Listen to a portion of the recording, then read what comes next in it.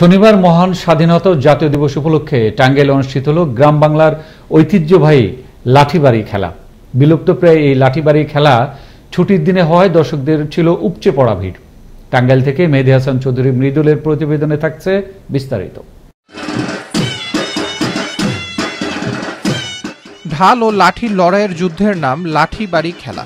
আর সেই ঐতিহ্য খেলা অনুষ্ঠিত হয়ে গেল টাঙ্গাইল সদর উপজেলার গালাবাজারে। লাঠিবাড়ি খেলাকে কেন্দ্র করে তৈরি হয় উৎসবমুখর পরিবেশের। লাঠির আঘাত থেকে বাঁচতে ঢাল দিয়ে বারবার প্রতিহত করছেন প্রতিপক্ষের আক্রমণ, আর সুযোগ মতো শরীরে স্পর্শ করাতে পারলেই যোগ হচ্ছে পয়েন্ট। খেলাটি অনেকের কাছে অপরিচিত হলেও এটি গ্রাম বাংলার ঐতিহ্যবাহী একটি খেলা। ঐতিহ্যবাহী খেলা দেখতে সেখানে বিভিন্ন গ্রাম থেকে আসা শিশু থেকে বৃদ্ধ বয়সের হাজারো দর্শক ভিড় জমান। সবার দাবি ঐতিহ্যবাহী এই খেলা আয়োজন যেন অব্যাহত থাকে, যাতে করে নতুন প্রজন্ম লাঠিবাড়ি খেলার ঐতিহ্য ধরে রাখতে পারে। এই গালা গ্রামে এই লাঠি খেলার আয়োজন করেছে, এতে আমি খুশি। আমি ঐতিহ্যবাহী লাঠিবাড়ি খেলার জন্য এখানে দেখতে আসছি।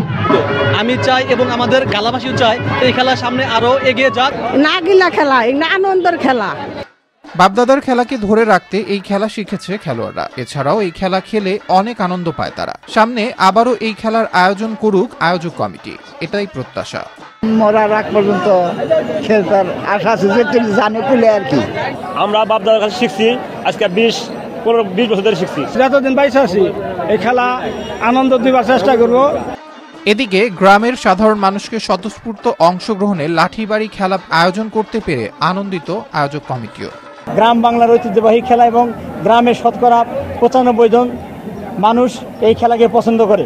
আমরা চাই যে আমরা মানুষকে এই সমস্ত গ্রাম বাংলার ঐতিহ্যবাহী খেলামুখী করে রাখি, এবং যাতে করে গ্রাম বাংলার হারিয়ে যাওয়া খেলাগুলোও পুনরুজ্জীবিত হয় এবং আমাদের যুব সমাজ এবং আগামী প্রজন্ম যাতে ধ্বংসের দিকে না যায়।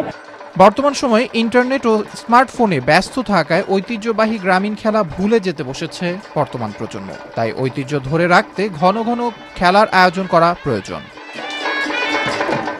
আবরার আহমেদ মাহি, আনন্দ টিভি, ন্যাশনাল ডেস্ক।